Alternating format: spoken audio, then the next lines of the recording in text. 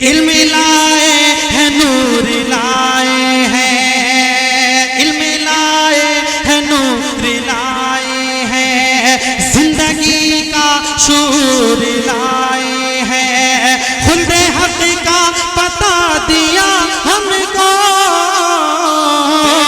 रंजिशों में सुरूर लाए हैं, नफरतों की उजड़ती दुनिया में, नफरतों की उजड़ती दुनिया में, नफरतों की उजड़ती दुनिया में,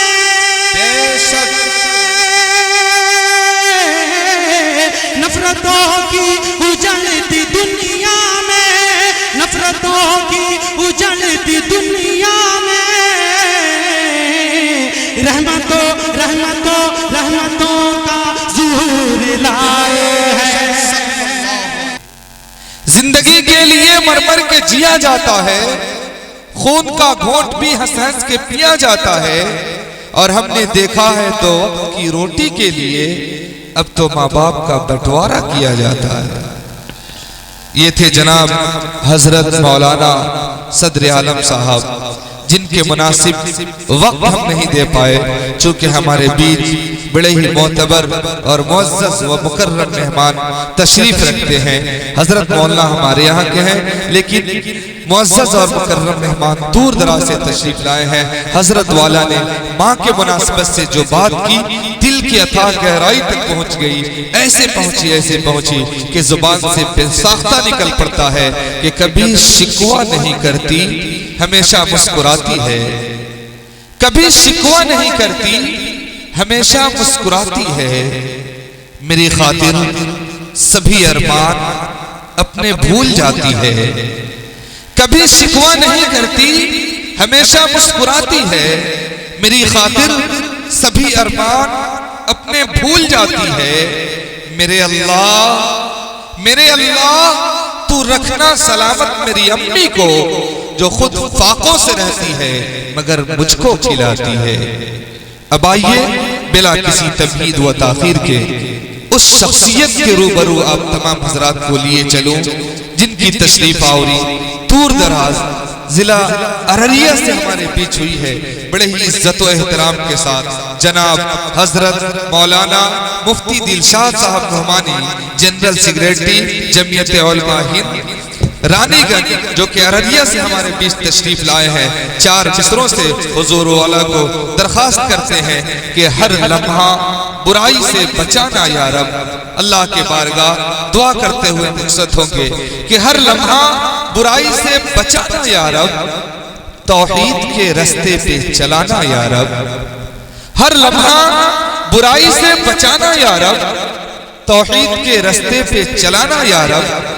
जब आग जहन्नम की जलाए हर पल, जब आग जहन्नम की जलाए हर पल, वो दिन हमें हरगिज़ न दिखाना या रब। जनाब हजरत मौलाना दिलशाद साहब नुहमानी, माइक पर।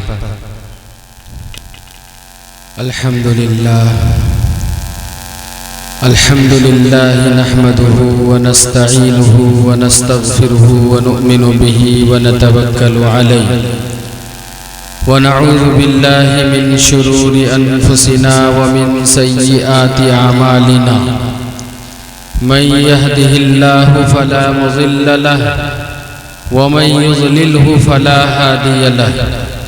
व नशहदु अन ला इलाहा इल्लल्लाहु वहदहु ला शरीका लहु व नशहदु अन्न सय्यिदना व मौलाना मुहम्मदन अब्दुहु व रसूलुहु सल्लल्लाहु तआला अला खैरि खल्क़िही व अला आलिही व अस्हाबिही व अज़वाजिही व ज़ुर्रिय्यातिही व अहलि बैतिही अजमईन, अम्मा बअद।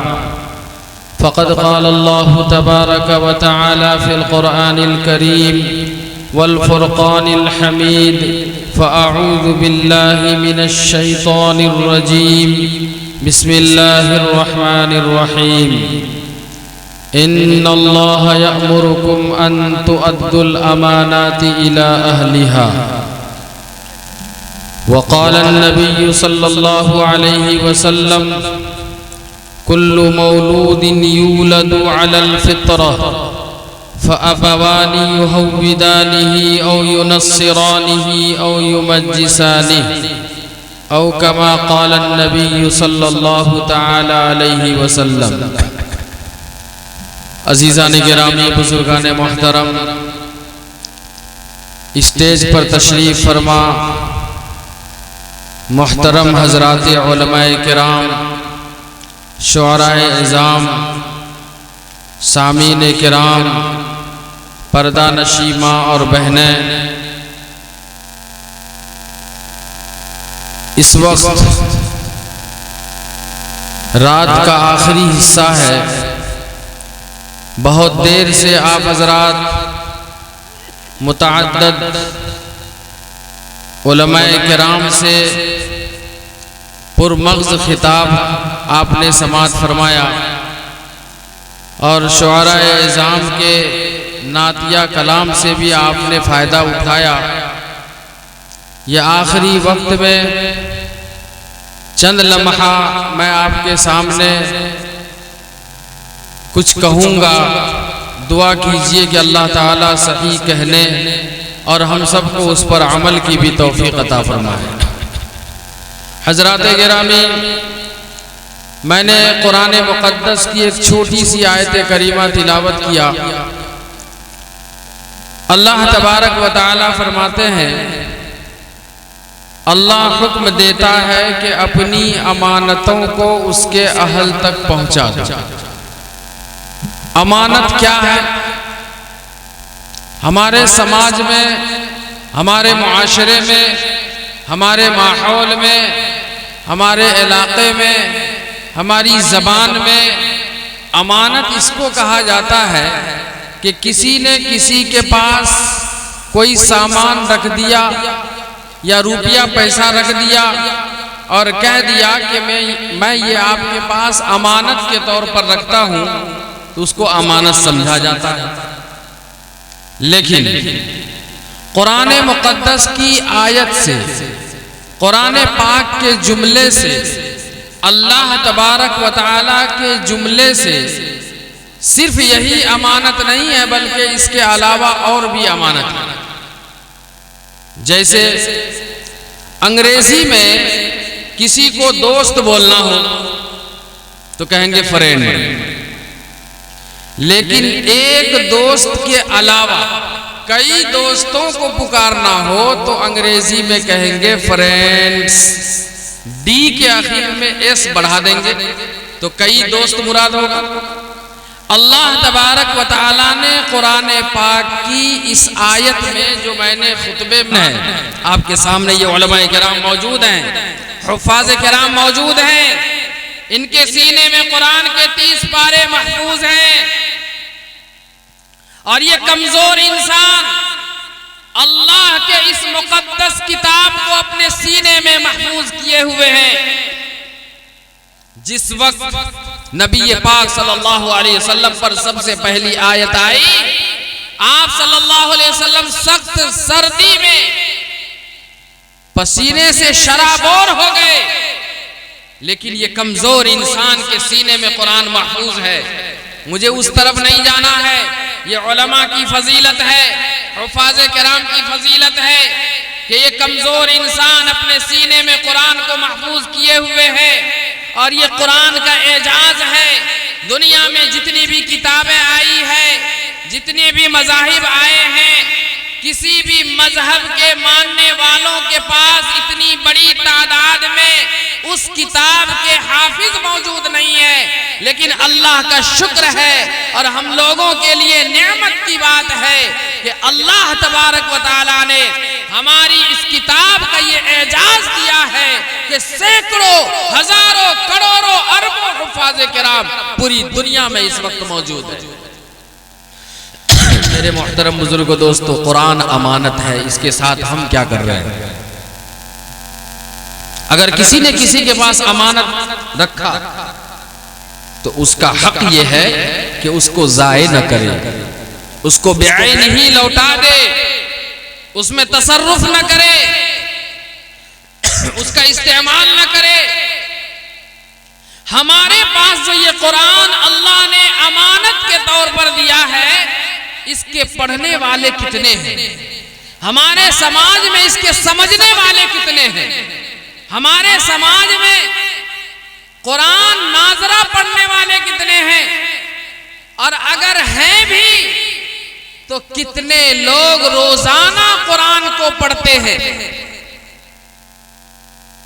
और माफ कीजिएगा हुफ़ाज़ किराम, अभी शाबान का महीना आ रहा है, जैसे रमजान करीब होगा ये हमारे हुफ़ाज़ किराम कुरान खूब पढ़ेंगे, और जब तरावी पढ़ा देंगे तो फिर रमजान में कुरान को हाथ लगाएंगे। ये हाफिज का आलम है, हम मौलवियों का आलम है। लेकिन जिन्होंने नाजरा पढ़ा है वो कुरान कितना रोजाना पढ़ते हैं? मेरे मोहतरम बुजुर्गों, दोस्तों, ये अमानत के साथ खयानत है। मैं तफसीलात में नहीं जाऊंगा। तो एक अमानत ये है, यानी कुरान, और एक अमानत ये सामान, दूसरी अमानत ये औलाद। ये औलाद अमानत है। आज औलाद के साथ हम क्या कर रहे हैं? औलाद हमारी कैसी जिंदगी गुजार रही है? औलाद की तालीम और तरबियत का हम कितना ख्याल रख रहे हैं? औलाद के पढ़ने और पढ़ाने में हम कितना दिलचस्पी ले रहे हैं? औलाद के दीनी तालीम और दुनियावी तालीम में हम कितना दिलचस्पी ले रहे हैं? आज अफसोस की बात है कि औलाद के सिलसिले में हम इतना हम बेहिस हो चुके हैं कि पूरी दुनिया में हमारे लिए रिपोर्ट तैयार की जाती है कि मुसलमानों में शिक्षा कम क्यों है, मुसलमानों में बेरोजगारी कम क्यों है, ज्यादा क्यों है, मुसलमानों में तालीमी पसमानदगी क्यों है, मुसलमानों में माली इक्तिसादी हालत कमजोर क्यों है, मुसलमान हर एतबार से कमजोर क्यों है?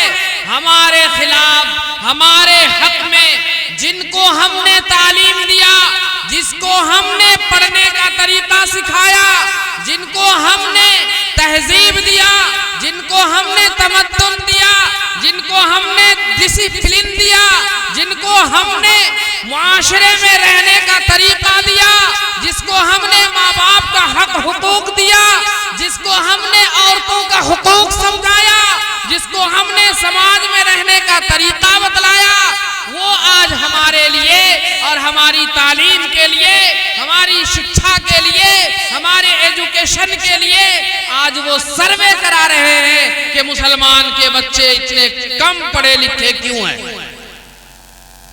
हमारे लिए तो फख्र की बात है कि सबसे पहला पैगाम अल्लाह का जो इंसान के लिए आया वो है तालीम के मुताल्लिक, वो है पढ़ने के मुताल्लिक, वो है शिक्षा के मुताल्लिक, वो है एजुकेशन के मुताल्लिक। लेकिन अफसोस की बात है, जिस मजहब के मानने वाले हम लोग हैं, जिस धर्म के मानने वाले हैं, और उसमें जो सबसे पाकीज़ा और मुक़द्दस किताब है उसकी इब्तिदा पढ़ने के सिलसिले में हो, पढ़ने के बारे में हो, तालीम के बारे में हो, शिक्षा के बारे में हो, एजुकेशन के बारे में हो, और उसी मजहब के मानने वालों के दूसरे लोग रिपोर्ट करते हैं। पूरे हिंदुस्तान में सर्वे कराया जाता है कि मुसलमानों में शिक्षा कम क्यों है। आपको याद होगा मनमोहन जी की सरकार में तालीम के बारे में पूरे भारत में मुसलमानों के इक्तिसादी हालत कमजोर क्यों है, इस सिलसिले में एक सर्वे कराया। उस सर्वे में ये बात साबित हुई कि पूरे भारत में सबसे कम मुसलमान के बच्चे पढ़ने के लिए जाते हैं, और सबसे ज्यादा मुसलमान के बच्चे होटलों पर जूठा धोने के लिए, चाय की होटलों पर कप धोने के लिए, दर्जी की दुकान में सुई में धागा डालने के लिए और दीगर कामों में मुसलमान के बच्चे लगते हैं। याद रखिए, मुसलमान के लिए नाबालिग बच्चों की कमाई खाना हराम है। लेकिन अफसोस की बात है कि हम लोग अपने मासूम बच्चे को, जाते होंगे मौलाना लोग देखते होंगे, अहमदाबाद में, दिल्ली में, हैदराबाद में, बेंगलोर में छोटे छोटे बच्चे काम कर रहे हैं। छोटे छोटे बच्चे जरी के काम कर रहे हैं, छोटे छोटे बच्चे दर्जी के काम कर रहे हैं।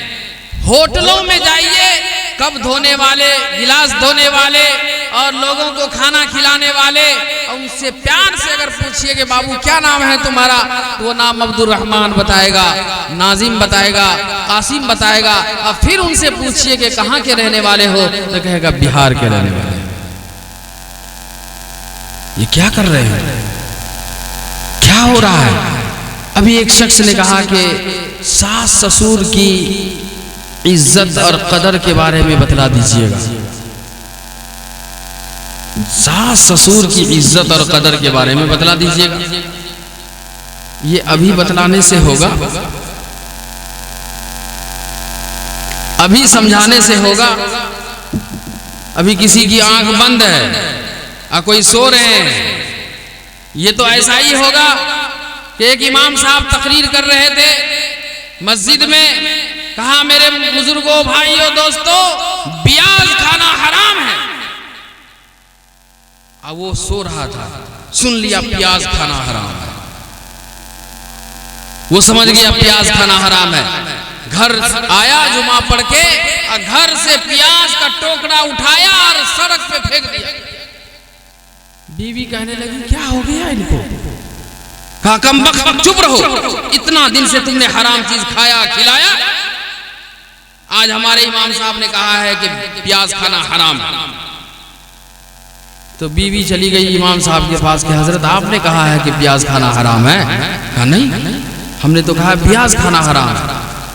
तो आज ऐसा अभी समझाने से ऐसा ही होगा कि हम कह देंगे कुछ हो जाएगा, कुछ एक बात कहते हैं, बस एक बात कहते हैं कि अभी सास और ससुर के बारे में समझाने से कोई फायदा होने वाला नहीं।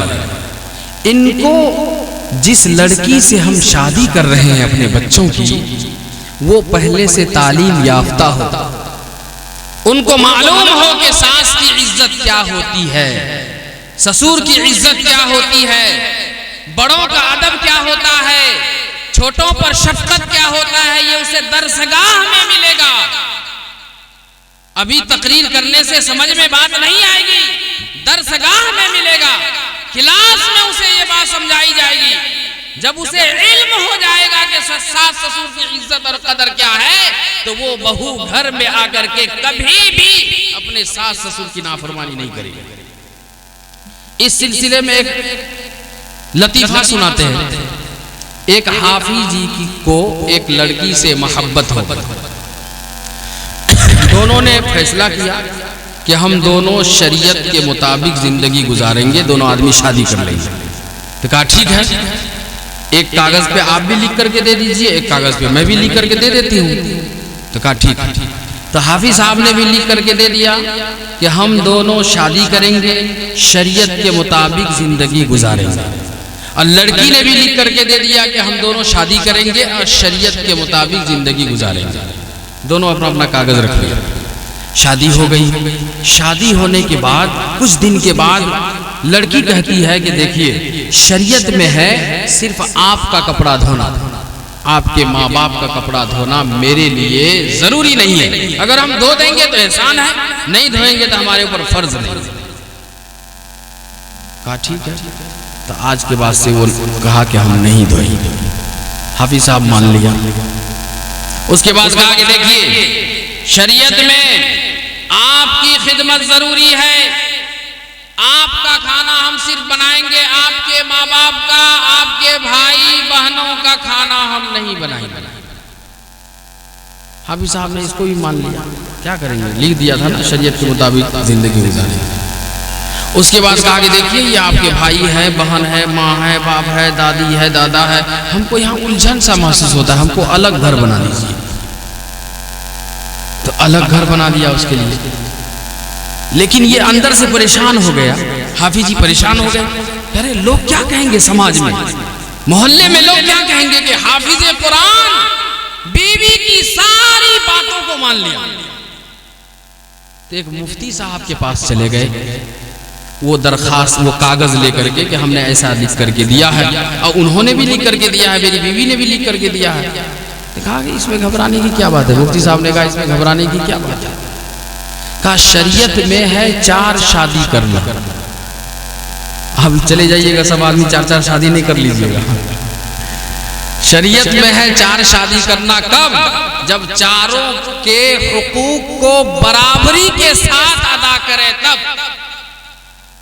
हज़रत मौलाना अशरफ अली थानवी रहमतुल्लाह अलैह, 2 बीवी थी, उनके पास 2 तरबूज आया, तो हक ये था, इंसाफ ये था कि एक तरबूज उठा के एक बीवी को दे देते और एक तरबूज उठा के एक बीवी को दे देते, लेकिन उन्होंने ऐसा नहीं किया।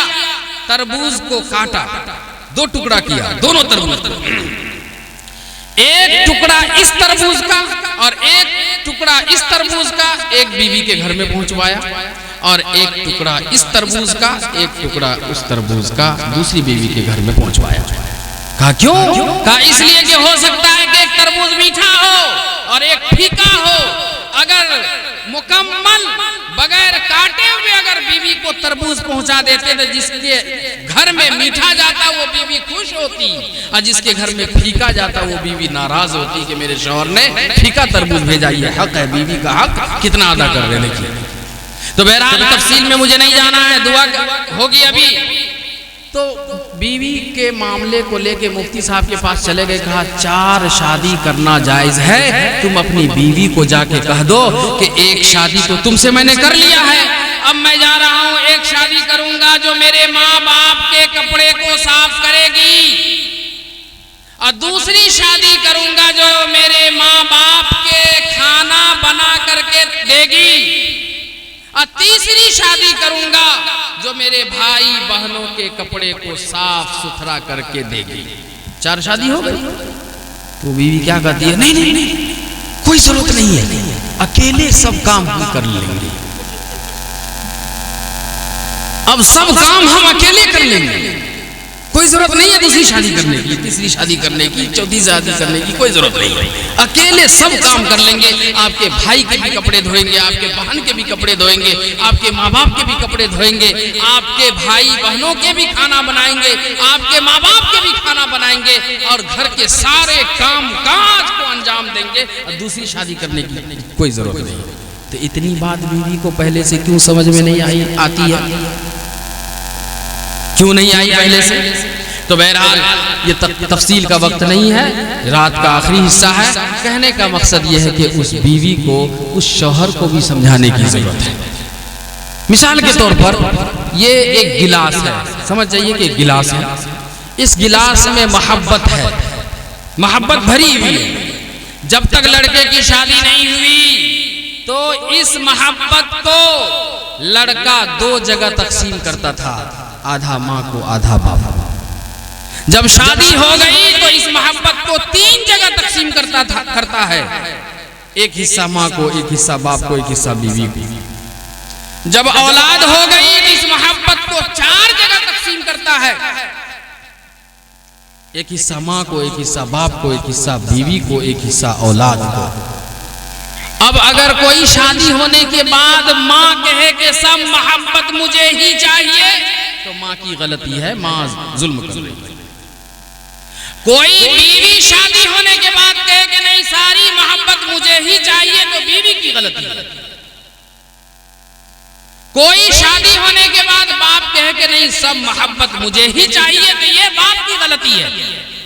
औलाद होने के बाद कहे कि ये सब मोहब्बत मुझे ही चाहिए, ये औलाद की गलती है। अब तकसीम हो जाएगा, शादी होने के बाद वो बीवी के पास भी जाएगा, बीवी से बात भी करेगा, बीवी की जरूरियात का ख्याल भी रखेगा, और बीवी को जिन चीजों की जरूरत है वो ला करके देगा। कोई फरमाइश करेगी तो वो भी वो पूरा करेगा, और माँ को अगर किसी चीज की जरूरत पड़ गई तो माँ की भी जरूरत को वो पूरी करेगा। माँ की फरमाइश को भी पूरी करेगा, बाप के फरमाइश को भी पूरी करेगा, औलाद के फरमाइश को भी पूरी करेगा। और सिर्फ अगर माँ बाप के फरमाइश को पूरी करे और बीवी के फरमाइश को पूरी ना करे, ये बीवी पर जुल्म होगा। अगर सिर्फ बीवी के फरमाइश को पूरी करे, ये माँ बाप पर जुल्म होगा। सिर्फ औलाद की फरमाइश को पूरी करे, बीवी और माँ बाप के फरमाइश को पूरी ना करे, तो ये माँ बाप और औलाद पर जुल्म होगा। इसलिए शादी होने के बाद हर शख्स को अपने अपने दायरे में रहना चाहिए। अल्लाह ने कुरान में बहुत लतीफ तरीके से समझाया है। वइद क़ाल यूसुफ लि अबीही या अबती इन्नी रअयतु अहद अशरा कौकबा। इस आयत में अल्लाह ने कहा कि याद करो उस वक्त को जिस वक्त के यूसुफ अलैहिस्सलाम ने कहा कि ए अब्बा हुजूर, मैंने ख्वाब देखा है कि मुझको 11 सितारे और सूरज और चांद मुझको सजदा कर रहे हैं। यूसुफ अलैहिस्सलाम का कौल है और कुरान का हिस्सा है, सूरह यूसुफ का हिस्सा है। अब ये इसमें समझने की तफसील तो बहुत लंबी है, सिर्फ एक बात समझाना है कि सूरज से कौन मुराद है, चांद से कौन मुराद है, सितारे से कौन मुराद है। सूरज से मुराद यूसुफ अलैहिस्सलाम के अब्बा हुजूर है, चांद से मुराद यूसुफ अलैहिस्सलाम की अम्मा हुजूर है, वालिदा मोहतरमा है, और 11 सितारे से मुराद यूसुफ अलैहिस्सलाम के 11 भाई। तो कहा ये सब मुझको सजदा कर रहे हैं। अब उस तफसील में नहीं जाना है। सूरज किधर से निकलता है, बोलिए सब आदमी बोलिए, और नजदीक आ जाइए, दुआ होगी। सूरज किधर से निकलता है? पूरब से निकलता है। चांद किधर से निकलता है? बोलिए ना, पश्चिम से निकलता है। और सितारे कहाँ होते हैं? आसमान में चमकते हैं। तो सूरज से मुराद मर्द है, चांद से मुराद औरत है। तो मर्द का एक दायरा है। कहाँ का दायरा? घर के बाहर का दायरा। घर के बाहर के काम को मर्द अंजाम देंगे। औरत का दायरा है घर के अंदर का। घर के अंदर के काम को औरत अंजाम देगी। और सितारे आसमान में चमकते हैं। अगर माँ और बाप अपने अपने दायरे में रहेंगे, लड़ाई नहीं करेंगे, झगड़ेंगे नहीं, सब अपने अपने हुकूक को अदा करेंगे, तो जिस तरीके से आसमान में सितारे चमकते हैं, इसी तरीके से हमारी औलाद भी पूरी दुनिया में चमकेगी, हमारे नाम को रोशन करेगी। मैं तफसील में नहीं गया, मैं नहीं तो आपको बतलाता। तो आज जो सास और ससुर की इज्जत और कदर की बात कही जा रही है, इसका ताल्लुक दरसगाह से है, तालीमगाह से है, दानिशगाह से है, और मदरसों से है, मकतब से है, स्कूल से है, कॉलेज से है। अगर अपने बच्चों को पढ़ाएंगे, चाहे कोई भी तालीम हो, कोई भी शिक्षा हो, कोई भी एजुकेशन हो, तो इंशाअल्लाह उसके रहने का अंदाज बदल जाएगा, उसके अंदर डिसिप्लिन आ जाएगा, उसके अंदर बोलने का सलीका आ जाएगा, उसके अंदर रहने का तरीका आ जाएगा, उसमें उसके अंदर समाज में जीने का, बोलने का एक ढंग, एक हुनर आ जाएगा, और उसके अंदर रहने सहने का एक सलीका आ जाएगा। शर्त यह है कि अपने बच्चों को पढ़ाइए जिस तरीके से आकाए मदनी मोहम्मद अरबी सल्लल्लाहु तआला अलैहि वसल्लम जिस खानदान में पैदा हुए, जिस माहौल में पैदा हुए, जिस जगह पर पैदा हुए, उस माहौल का क्या आलम था। लेकिन कुरान आया, माहौल बदल गया, कुरान आया, डिसिप्लिन आ गया, कुरान आया तो रसूलुल्लाह सल्लल्लाहु अलैहि वसल्लम का मुआशरा बदल गया, कुरान आया तो रसूलुल्लाह सल्लल्लाहु अलैहि वसल्लम का खानदान बदल गया, कुरान आया तो हजरत अबू बकर सिद्दीक बन गए, कुरान आया तो हजरत उमर फारूक हो गए, कुरान आया तो उस्मान गनी हो गए, कुरान आया तो फातिमा ज़हरा हो गई, कुरान आया तो हजरत आयशा सिद्दीक़ा बन गई। तो मेरे मोहतरम बुजुर्गों, दोस्तों, तफसील में न जाते हुए हम कुरान के दामन को मजबूती से थामें, और ये इस्लाह मुआशरा का जो उन्वान है, बहुत मजबूत और बहुत ज्यादा माना खेज उन्वान है। जब हम तालीम ले आएंगे अपने समाज में तो इंशाअल्लाह हमारा समाज, हमारा मुआशरा और हमारा माहौल, हमारे इलाके में सास ससुर बहू सबकी इज्जत होने लगेगी। और एक बात याद रखिए, अगर हमारी बेटी बीमार हो जाती है ससुराल में तो माँ भी बाप भी सब बेटी मेरी बीमार हो गई कहते हैं ना। और जब घर में बहू बीमार हो जाती है तो ढंग करती है, ढंग करती है। सास भी बोलेगी ढंग करती है और ससुर भी बोलते हैं कि ढंग करती है। नहीं, जिस तरीके से आपको अपनी बेटी पर तरस आ रहा है इसी तरीके से बहू पर भी तरस आना चाहिए, वो भी किसी की बेटी है। अल्लाह से दुआ कीजिए कि अल्लाह तबारक व तआला हम सबको कहने से ज़्यादा अमल की तौफीक अता फरमाए। लाल मोहम्मद साहब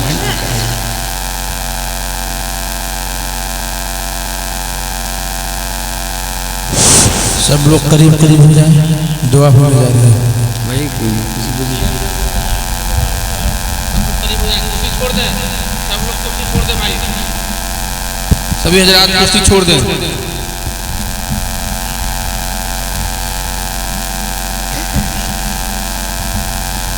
एक नाम आया है समीर आलम वल्द कमरुल हसन साहब, ये बीमार हैं। दुआ कीजिए कि अल्लाह तबारक व तआला इनको शिफाए कामिला दाइमा आजिला मुस्तमिर्रा नसीब फरमाए। दरूद शरीफ पढ़िए। अल्लाहुम्मा सल्ली अला सय्यिदिना व सन्नदना व शफीअना व हबीबना व मौलाना मुहम्मद व सल्ली अलल मुमिनीन वल मुमिनात वल मुस्लिमीन वल मुस्लिमात। रब्बना आतिना फिद दुनिया हसनतन व फिल आखिरति हसनतन व क़िना अज़ाबन नार व क़िना अज़ाबल क़ब्र व क़िना अज़ाबल हश्र व क़िना अज़ाबद दैन व क़िना अज़ाब कुल सिरात व क़िना अज़ाबद दुनिया वल आखिरह। रब्बना आतिना फिद दुनिया हसनतन व फिल आखिरति हसनतन व क़िना अज़ाबन नार। रब्बना ज़लमना अनफुसना व इन लम तग़फिर लना व तरहमना लनकूनन्ना मिनल खासिरीन। रब्बना ज़लमना अनफुसना व इन लम तग़फिर लना व तरहमना लनकूनन्ना मिनल खासिरीन। अल्लाहुम्मा इन्ना नस्अलुकल हुदा वत्तुक़ा वल अफ़ाफ़ वल ग़िना। अल्लाहुम्मा इन्ना नस्अलुका इल्मन नाफ़िआ व अमलन सालिहा व रिज़्क़न हलालन तय्यिबा व लिसानन ज़ाकिरा व क़ल्बन ख़ाशिआ व शिफ़ाअन मिन कुल्लि दा। ए मौलाए करीम हम सबके गुनाहों को माफ़ फरमा, ख़ताओं से दरगुज़र फरमा, उम्मती मुस्लिमा पर रहम का, करम का, फ़ज़ल का, अफ़्व आफ़ियत का मामला फरमा। ए अल्लाह जो बीमार है सबको शिफाए कुल्ली नसीब फरमा। ए अल्लाह खुसूसन जिसका नाम लिया गया उनको शिफाए कामिला दाइमा आजिला मुस्तमिर्रा नसीब फरमा। ए अल्लाह पूरी उम्मत में जो भी बीमार है सबको शिफा नसीब फरमा। ए अल्लाह इस मजमे में जो भी बीमार है सबको शिफा नसीब फरमा।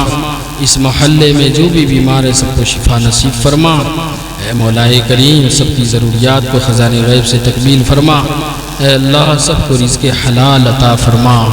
ए अल्लाह सबको अपने औलाद की तालीम व तरबियत की तौफ़ीक़ अता फरमा। ए अल्लाह अपने बच्चों को शिक्षा एजुकेशन देने की तौफ़ीक़ अता फरमा।